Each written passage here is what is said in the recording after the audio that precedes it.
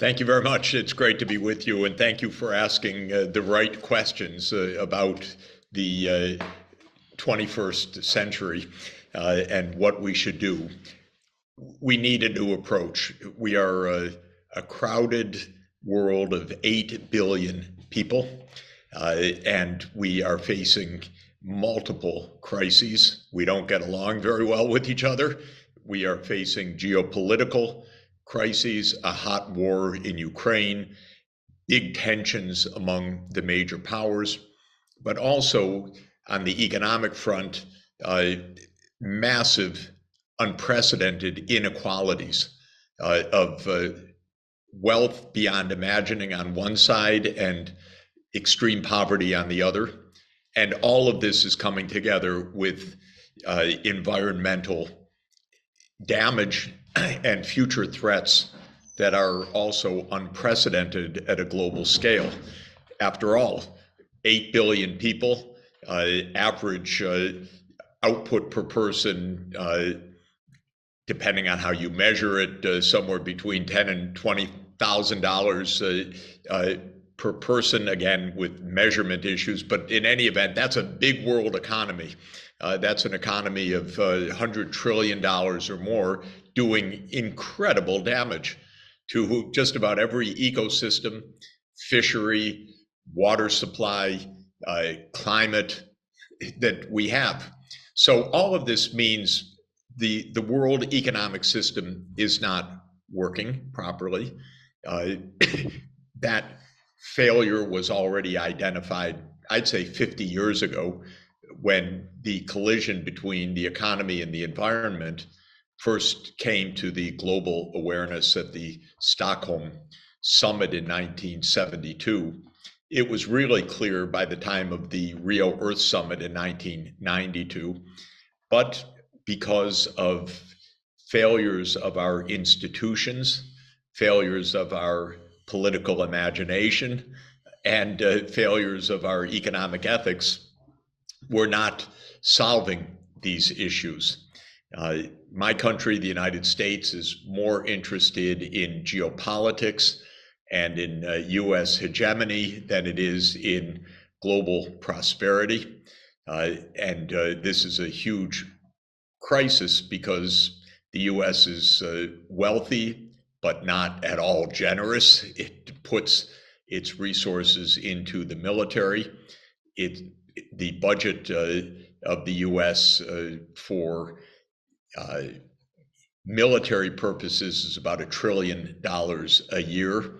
The budget for development aid, well, it's tiny, maybe 30 or 40 billion dollars a year, maybe 3 or 4% of the military budget.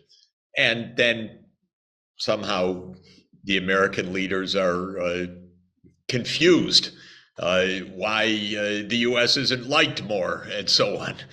So all of this means that we have a tremendous amount of confusion about what we should be doing and how to go about doing it. So what's the way out of this? The way out of this is first a proper understanding of our realities in the world in the 21st century. And our realities are a world with advanced technology, incredible inequality, and massive environmental devastation. So what do you do about that? The core idea of what we should do is sustainable development, which means that these technologies should be available for human well-being everywhere, that people have basic economic needs, proper diet, access to healthcare, access to education, access to digital services, access to electricity, that need to be respected for everybody, that we should be investing in technological transformation so that the energy that we undoubtedly need to feed and clothe and provide for 8 billion people is safe, green, renewable energy, not fossil fuel-based energy that is wrecking the climate. And we need to understand that in today's world, no small part of the world can run or should aim to run or should even think about running the whole world. Unfortunately, the North Atlantic region, including the UK and the United States and Western Europe, got used to the idea that they ran the show. Really, for the last 200 years, the world has been dominated by North Atlantic countries. Britain, of course, swallowed up India completely by 1858 in the British Raj. Africa was divided among the European imperial powers at the end of the 19th century. The United States got into the act after World War II in a very big way, with military bases in 80 countries around the world. Come on. This is pretty outrageous, actually. And the American mindset was, well, the Americans have to run the world or the world's going to fall apart, as if the whole world is waiting for 4% of the world, and by the way, 4% that doesn't have a very good sense of history or geography, telling the rest of the world what to do. And it doesn't work. So we're moving from a North Atlantic world to a multipolar world. That doesn't sit very well with the US policy leaders who want this to be a US-led world. But we should also be clear, we've got lots of tensions all over the world, and some of them have nothing to do with the United States. Some of them just have to do with the interactions of other countries. And this is also extremely dangerous. We need India and China cooperating, really cooperating, not as antagonists, but as two giants that are cooperating with each other. We need both cooperating with the African Union, and not the African Union as some fringe in the world, but as a region that has 1.4 billion people, almost exactly the same number as in India and in China. But Africa has been marginalized for hundreds of years by the major powers: slave trade, imperial rule, continued poverty. This is not acceptable either. So my view is sustainable development, multipolarity, global cooperation, and investing properly in our future. And I think that there are a few key pillars of this that I would emphasize. One is that, unlike governance of the past, we actually need quality governance, governments that know what they're doing and that can think ahead and look ahead for 20 or 30 years.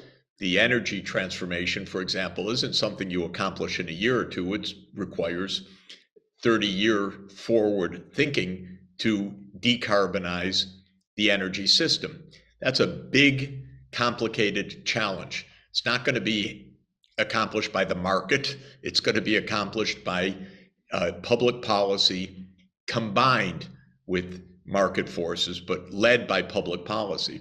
But governments need to understand the challenge and how to proceed. So this is one point. Second, solutions are going to require trans-boundary cooperation. Neighbors need to cooperate with each other.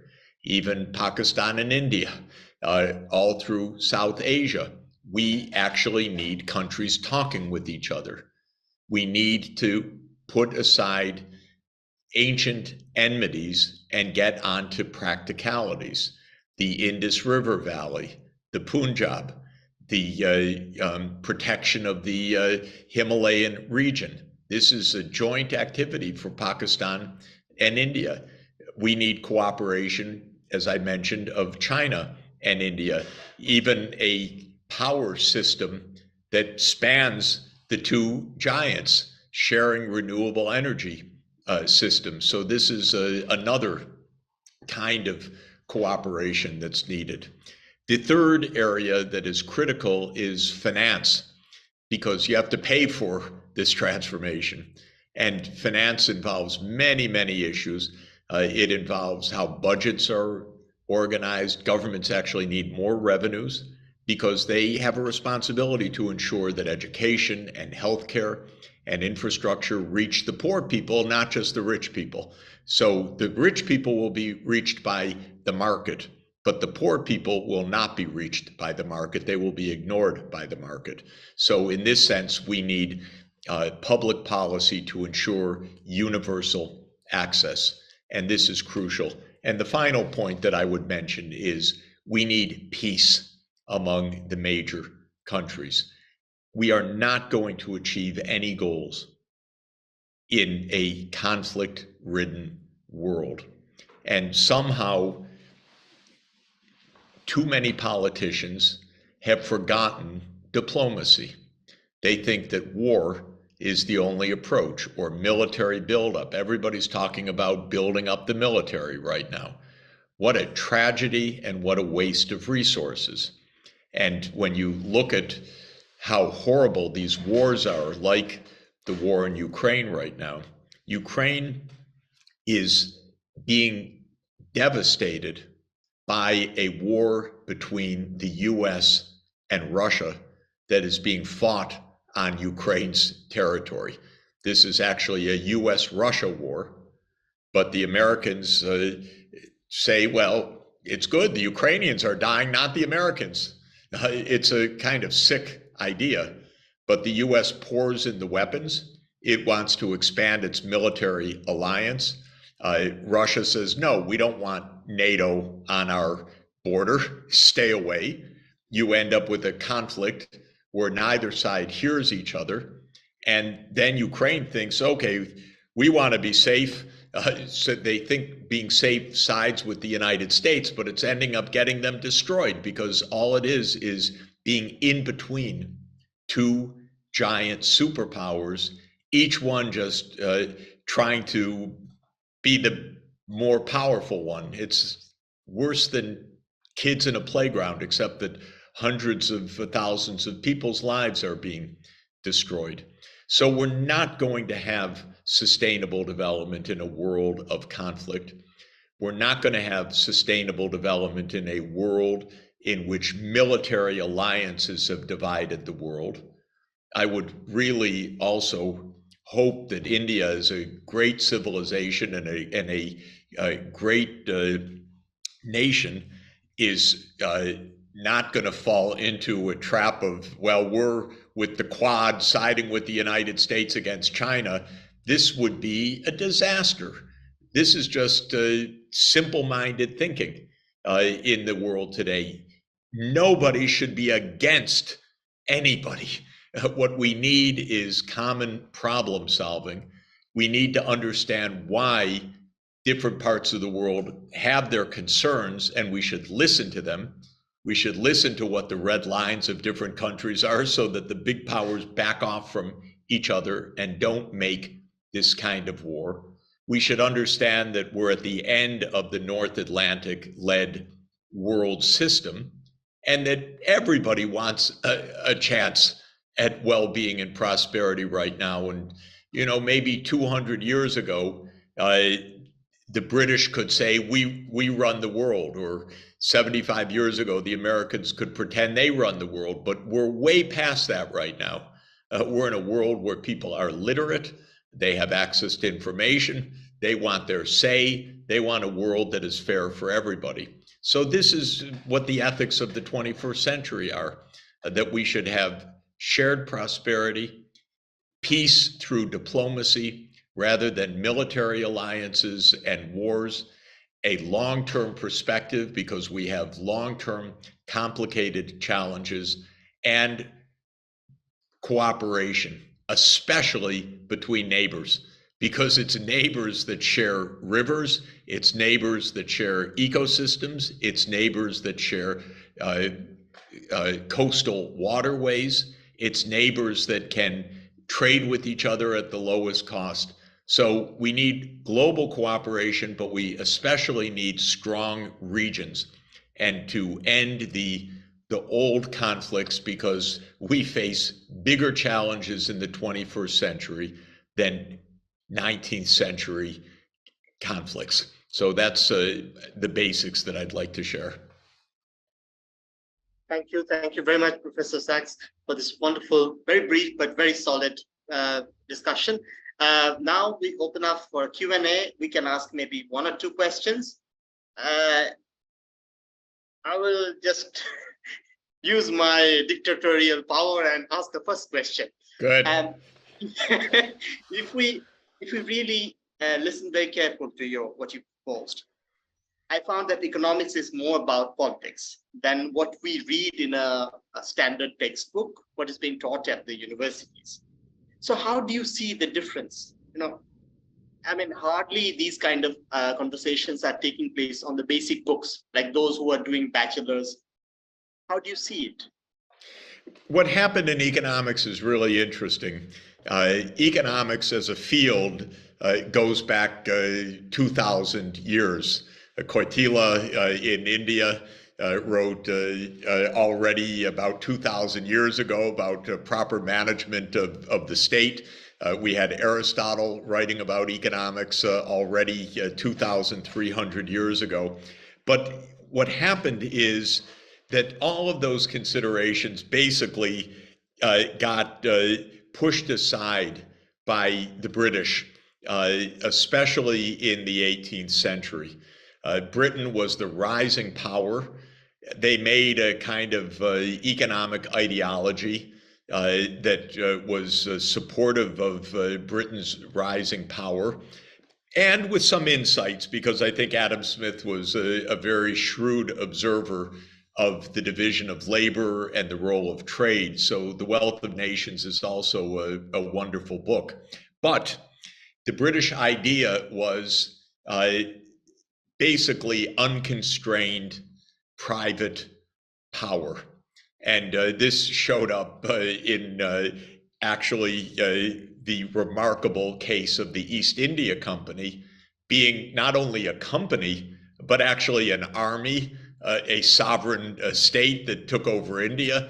And that is the idea of the actual market system as it evolved, that it's a mix of power and unleashed ambition. And it organized the world economy for the benefit of the North Atlantic imperial states. So this is the basics. In economics, this was translated into a doctrine: don't interfere in the private activities, even of the East India Company, if that was private. But basically, the doctrine of free market or the invisible hand or laissez-faire. Well, these were never sound ideas. Even Adam Smith in Book 5 of The Wealth of Nations talked about the absolute key role of government. You need public goods, one needs regulation, one needs pre-distribution and redistribution. So the idea that a market would by itself provide all the answers is extremely naive and false. But it became a dominant ideology because it's an ideology also of the powerful. It tells the weak, don't expect any help. And indeed, in the second half of the 19th century, when the British Raj was ruling and there were several famines in India, the idea was laissez-faire, don't do anything, don't interfere in the market. Millions of people died. Millions of people died. And yet, this was the ideology. Well, this ideology doesn't work. It makes no sense. We need absolutely realistically a combination of private property, which has merit, with public interest, with a role of government, with a role of global cooperation, with an attention to all of the things that a market will get wrong, especially on income inequality and environmental disasters. And so this is why we need really an accurate economic science as well as an economic ethics. And on the ethical side, British ethics is a little weird. It breaks out of a 2,000-year tradition, which is very rich. If you look at the economic ethics actually from the Bhagavad Gita, or you look at the economic ethics from Aristotle, or you look at the economic ethics from the Analects of Confucius, or the Eightfold Path of Buddha, you get a very different idea about what economic ethics is. But we ended up with a very peculiar ethics that says maximize, maximize, maximize, and do it for yourself. Don't think of anybody else. Just go for it. And of course, this is very destructive of society. Even it's destructive of our individual well-being, because it leads to a world that is just based on competition, not based on cooperation, not based on trust, not based on decency, not based on friendship, not based on civility, not based on peace, but rather on competition. So this is where the revamp needs to happen. And I think it will happen in the 21st century. We've lived through 2 centuries of Anglo-Saxon economics, very peculiar, but basically the economics told from the point of view of the rich and powerful. And now we need an economics that makes sense for everybody.